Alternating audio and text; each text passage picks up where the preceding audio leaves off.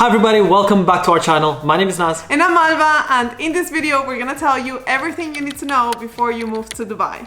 We used to live in Dubai for a couple of years and we've recently came back. And so we want to give you all the information you need if you're thinking about moving to this beautiful country, the UAE. And we're gonna cover quite a lot of topics, so stay with us because if you are moving, you definitely wanna know all of this. We're gonna go over what are the things that you need to move to the country, how the paperwork process works, how to rent a house, how to get healthcare, etc, etc. Let's get started. Number one, paperwork. If you are moving to Dubai, the best and easiest way to do it is if you already have a job offer extended to you. Why? Because you will need a visa. It will make it so much easier if you already have a company sponsoring that visa. Of course, there's multiple ways of entering the country, like a freelance visa or opening your own company. There's a number of different options. We won't cover them because this is not what the video is about, but just know that the easiest way is when you already have an offer. All expats who are coming to the UAE, they need a visa to work here. So getting one from another company is the easiest way. There is quite a lot of steps involved until you get your final visa, and we're not going to go in detail into all of them. If you do want to check them out, we've got them listed on our website on matuto.com, which is our startup. You can sign up to get all of this information for free. But essentially what you need to know is after you've signed the contract and received the offer from a company, they will send you an e-visa, which is an entry permit into the country that says that you have a job, you're moving to the country for a job. And once you've arrived, there will be a number of steps that you need to take to sort out your paperwork, including going to the police and getting your biometrics done, having a blood test, etc, etc. Once all of that is finalized and verified and stamped by the government, you will receive your final visa and you will get your Emirates ID, which is an identity card that is basically used for everything in the UAE and in Dubai. From renting a house to opening a bank account and so on. So your Emirates ID is like the ultimate goal. You will need it. Yeah, so that's important to know because what's gonna happen is you're gonna arrive in the country and you're not gonna have your final visa and your Emirates ID right away. It will take a couple of weeks until all of these things are sorted. So that's important for later on.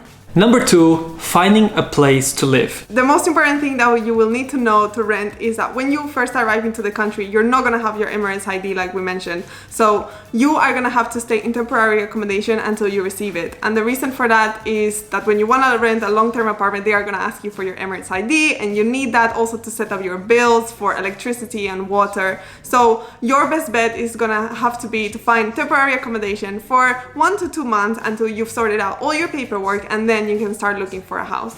And there's a lot of service departments out there. They're pricier than obviously renting a long-term lease, but it is your best solution, and I think 2 months is the ideal amount of time.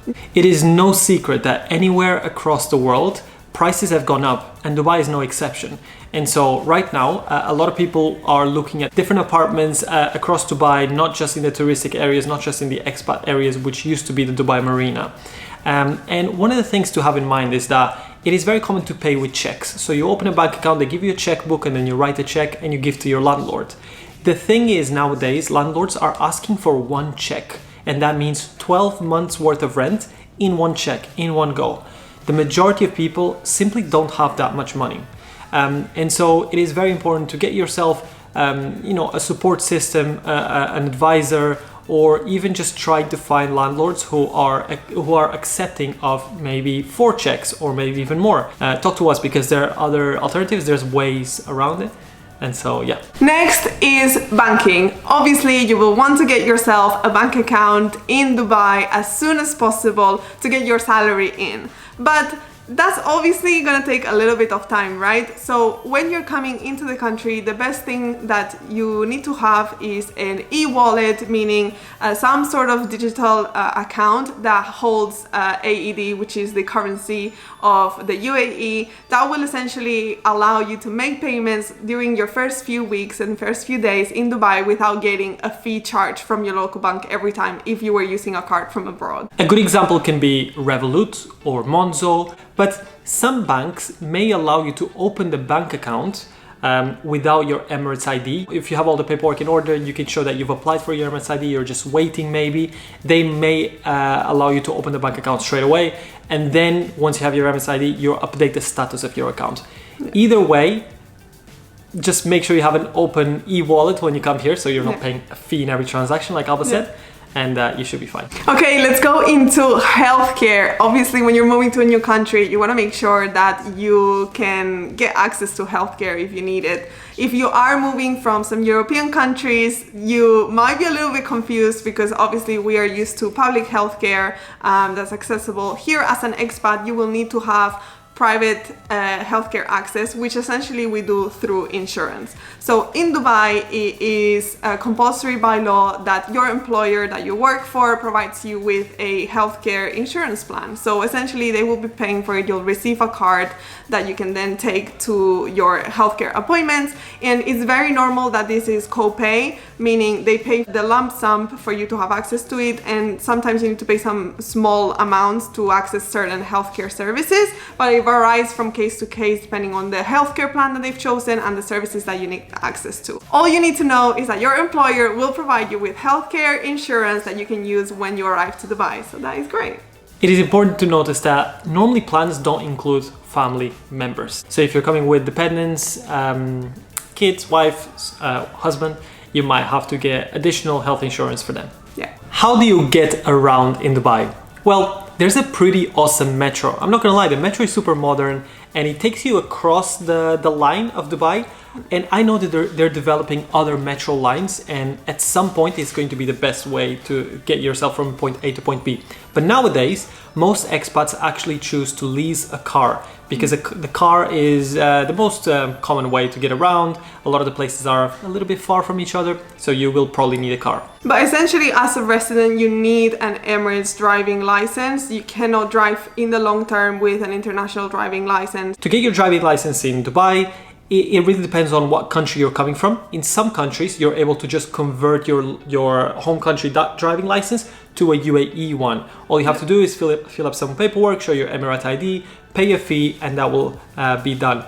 From some other countries, you might have to do a driving test, which is not ideal. But either way, if you want to know based on your country, go on the Matuto website. We'll put a screenshot right here. You can just go on this drop down, select your country, and it should tell you what is the status in relation to the UAE in terms of driving license. There are a few more things that I really think it's important for us to highlight when it comes to living in Dubai. This wasn't in the schedule for this video, but I think it might be worth mentioning. So here we go. One is the weather. It is no surprise if you're watching this video that you know that it gets really, really hot in Dubai. But the months of July and August and a little bit of June, a little bit of September, Dubai gets actually quite empty. It is too hot. Nobody can handle it. And so a lot of people just go away or are just indoors all the time. You notice it by the lack of traffic, for example, or just the amount of people that you see in the street, which is close to zero, really. Yeah, so a lot of locals actually leave to Europe where it's summer, but it's not nearly as hot as here, and then everybody always comes back in September, October, when the temperature starts to get cooler, because winter here in Dubai is amazing. Like the temperature is warm, but it's really like you can be outdoors, no problem. So do keep in mind, summer clothes only. You're gonna still have to bring some like covers, like jackets or like shirts, because indoors, for me at least, the aircon is so strong. Like every time I go to a restaurant or a mall, I need to take a jacket with me, a thin one, just because I get too cold. Yeah, and I think another thing to highlight about Dubai is the traffic. I think sometimes the traffic can be a bit too much. You might maybe go in a highway. It would take 20 minutes on a normal day. If you get stuck on traffic because there's an accident or it's just rush hour, it can take you like an hour, 2 hours, maybe even more. So just be aware of that as well. Yeah, if you are on the verge of like getting a car or living near a metro station, keep that in mind. Like if you can work and live in areas where you just need to use the metro, it does make your life easier. But then if you on the weekends want to go away, obviously you don't have the freedom. So you have to kind of balance those two. Another thing that I found quite striking from moving here is how easy it is to order everything to your doorstep. It can be midnight and you realize that you don't have toothpaste. You can just go on an app or on WhatsApp and order from like your local delivery shop nearby, and they will just bring you the toothpaste to your door. Yeah. You don't have to move a finger if you don't want to. Like, there is online services for cleaning your house, for doing your laundry, for if you want somebody to come do your nails at your house, you can. There's service to refill your gas in your car, like wherever you are, like without having to go to a gas station. Like, they come and refill your car. There's like basically everything, groceries, everything you can think of, you can get it delivered. So yeah, it is a really different culture to what we're used to, but we kind of love it. That's gonna be it for today's video. I feel like there's so much more that we could share with you about moving to Dubai or to the UAE in general. And chances are we will probably drop another video next week with even more information. So make sure to subscribe to this channel. Check out matuto.com as well if you're moving. A lot of information, resources, advice for free is available there. Yeah, I would actually love to know what are your guys' questions about moving to Dubai, whether you're thinking of moving here or you're just curious. Please let us know your questions in the comment box. I already saw a few ones in our previous video, so we will be taking those and making a Q&A video for you guys. As always, thank you so much for watching, and I guess we'll see you in our next video.